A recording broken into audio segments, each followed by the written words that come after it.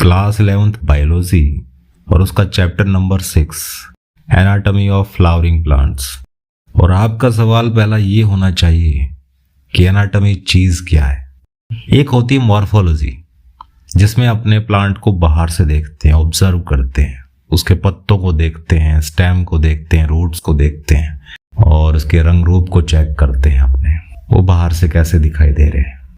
लेकिन जब बात आती है एनाटॉमी की तो अपने चीर फाड़ करते हैं, रूट को बीच में से काट कर देखते हैं, स्टेम को अपने चीर कर देखते हैं, लीफ को अपने फाड़ के देखते हैं कि अंदर किस तरह से सेल्स, किस तरह से जो टिश्यू हैं वो अरेंज्ड है।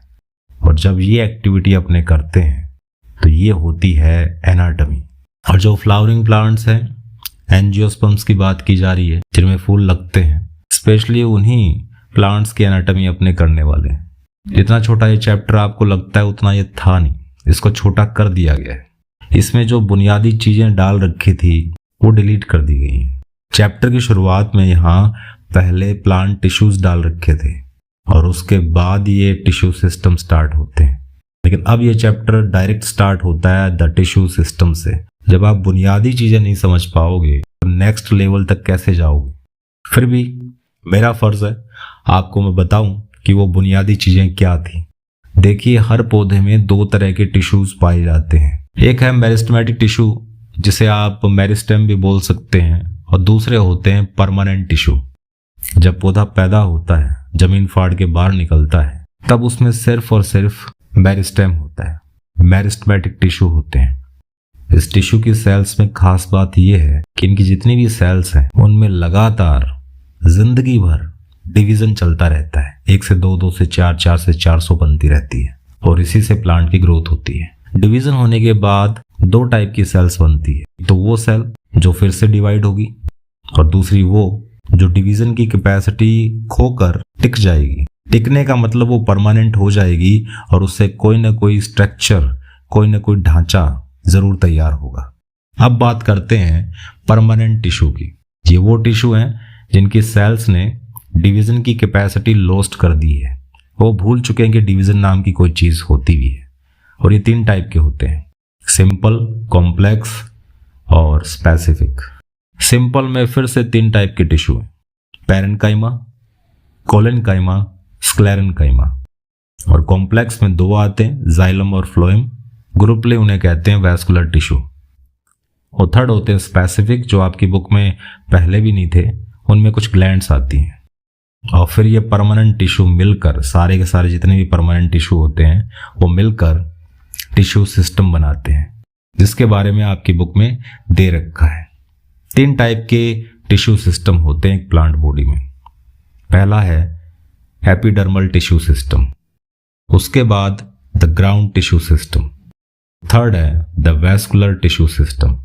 इसके बाद अपने पढ़ने वाले हैं डाइकोट और मोनोकोट।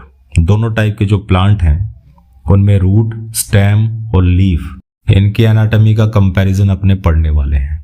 और उसके बाद ये चैप्टर समाप्त हो जाएगा। यहां होता है टिश्यू सिस्टम, और टिश्यू सिस्टम मिलकर पूरी बॉडी तैयार करते हैं। चलिए पहला टिश्यू सिस्टम स्टार्ट करते हैं, एपिडर्मल टिश्यू सिस्टम। एपिडर्मिस की बात चलती है इसमें।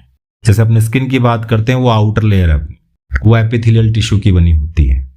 इसी तरीके से प्लांट की बाहर की जो स्किन है, प्लांट की बाहर की जो दीवार है, वो बनी होती है एपिडर्मिस से।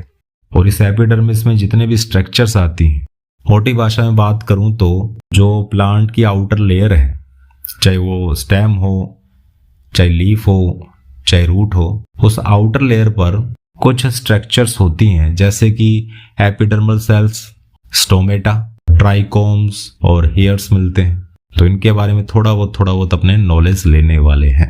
कुछ ऐसी चीजें हैं जो एपिडर्मल टिश्यू सिस्टम या एपिडर्मिस के बारे में अपने को मालूम होना चाहिए। जो पहली बात है, एपिडर्मिस की सेल्स है या एपिडर्मल टिश्यू की जो सेल्स हैं वो कॉम्पैक्टली अरेंज्ड होती हैं पास पास, और एक कॉन्टिन्यूस लेयर बनाती है, टूटती नहीं है बीच में। हाँ, अगर वो लीफ है तो लीफ की सरफेस पे अपने को मालूम है स्टोमेटा पाए जाते हैं। इस केस में जहां पर स्टोमेटा होगा वहां पर एपिडर्मिस टूटी हुई मिलेगी, कॉन्टिन्यूस नहीं मिलती है। बाकी रूट है या स्टेम है, वहां पर आपको कॉन्टिन्यूस दिखाई देगी। और जो एपिडर्मल सेल्स हैं वो सारी की सारी पैरेन्काइमेटस होती है। अभी मैंने आपको बताया कि परमानेंट टिश्यू 3 टाइप के होते हैं, सिंपल, कॉम्प्लेक्स और स्पेसिफिक। सिंपल में 3 टाइप मैंने आपको अभी बताए, पैरेन्काइमा, कोलेनकाइमा, स्क्लेरेन्काइमा। पैरेन्काइमा और कोलेनकाइमा दोनों लिविंग सेल्स होती है, जिंदा सेल्स होती हैं, और उन्हीं पैरेन्काइमा वाली सेल्स से, उन्हीं जिंदा सेल्स से मिलकर एपिडर्मल टिश्यू सिस्टम तैयार होता है और सेल के अंदर बहुत बड़ी वैक्यूल होती है। अगर अपने लीफ की बात करें तो वहां उसकी सरफेस के ऊपर, एपिडर्मिस की जो सरफेस है उस पर क्यूटिकल की एक लेयर भी पाई जाती है, जिससे वाटर लॉस को कम किया जाता है। आपने आग का पौधा देखा होगा, ओक जिसको कहते हैं, कैलीट्रोपिस, उन पत्तों के ऊपर वैक्सी लेयर होती है, ऐसा लगता है जैसे पाउडर लगा हुआ है, वो क्यूटिकल है। वो काम क्या करती है, वो जो एपिडर्मिस है उनको डायरेक्ट सनलाइट के कांटेक्ट में आने से बचाती है, जिससे ट्रांसपिरेशन की रेट कम होती है। और ये ध्यान रखना कि जो क्यूटिकल है वो एब्सेंट होती है रूट्स पर, क्योंकि वहां पर इसका कोई काम नहीं। अब अपने एपिडर्मल टिश्यू सिस्टम की पहली स्ट्रक्चर को थोड़ा पढ़ लेते हैं, और पहली स्ट्रक्चर का नाम है स्टोमेटा। लीफ की सरफेस के ऊपर छोटे टाइनी पोर्स होते हैं जो स्पेशली 2 काम करते हैं, तो ट्रांसपिरेशन, पानी को भाप बना के उड़ाने का काम, और दूसरा काम है गैसों का एक्सचेंज करना। अब स्ट्रक्चर की बात करें तो 2 गार्ड सेल्स मिलती हैं सेंटर में, जो एक छोटे से पोर को घेरे रखती है। इस छोटे से पोर को कहते हैं स्टोमेटल पोर, यहीं से पानी भाप बन के उड़ता है। ये गार्ड सेल्स की जो शेप है वो डाइकोट लीफ में बीन शेप्ड होती है, और अगर वो मोनोकोट प्लांट है वहां पर ये डंबल शेप्ड मिलती है। और ये गार्ड सेल्स इस छोटे से स्टोमेटल पोर को खोलने और बंद करने का काम करती हैं। गौर करने वाली बात यह है कि जितनी भी एपिडर्मल सेल्स होती हैं उनमें क्लोरोप्लास्ट नहीं मिलता, लेकिन यहां पर एक्सेप्शन है। अगर वो स्टोमेटा है तो उसकी गार्ड सेल्स में क्लोरोप्लास्ट पाया जाता है। इस वजह से गार्ड सेल्स में फोटोसिंथेसिस होता है। फिर इन गार्ड सेल्स को घेर कर रखने वाली आसपास की जो पड़ोसी सेल्स हैं उन्हें कहते हैं सबसिडरी सेल्स।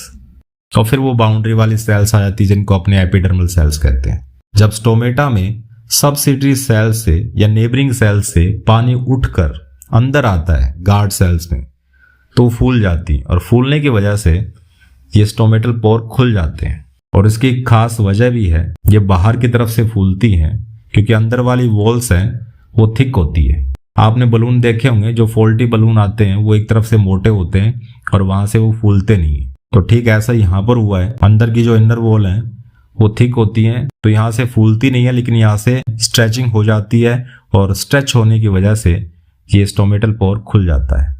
और ड्यूरिंग द नाइट ये पानी वापस सबसिडरी सेल्स में चला जाता है। ये जो गार्ड सेल्स है वो श्रिंक हो जाती है और स्टोमेटल पोर बंद हो जाते हैं। और ध्यान रखिएगा, रात के टाइम भी स्टोमेटल पोर पूरी तरह से बंद नहीं होते हैं, पार्शली क्लोज्ड होते हैं। ये तो बात हो गई स्टोमेटा की। उसके बाद रूट हेयर्स है और ट्राइकोम्स है, दोनों में फर्क है। दोनों ही हेयर लाइक स्ट्रक्चर्स हैं, लेकिन जो रूट हेयर्स हैं वो नाम से पता लग रहा है रूट की सरफेस पे पाई जाती है, रूट की एपिडर्मिस पे पाए जाते हैं, जबकि ट्राइकोम्स स्टेम की सरफेस के ऊपर पाए जाने वाले हेयर लाइक स्ट्रक्चर्स है। दूसरी बात, रूट हेयर का काम क्या है, पानी को एब्जॉर्ब करना, जबकि ट्राइकोम वाटर लॉस को रोकते हैं। अब रूट हेयर है वो यूनिसेलुलर होते हैं, ट्राइकोम्स मल्टीसेलुलर है। तो ये पहला टिश्यू सिस्टम अपनों ने कर लिया जिसका नाम था ETS, एपिडर्मल टिश्यू सिस्टम। बाकी 2 बचे हैं, ग्राउंड टिश्यू सिस्टम और वैस्कुलर टिश्यू सिस्टम। उनको अपने नेक्स्ट वीडियो में कवर करेंगे। तब तक के लिए बने रहिए, टिके रहिए एंड इनहेल बायोलॉजी।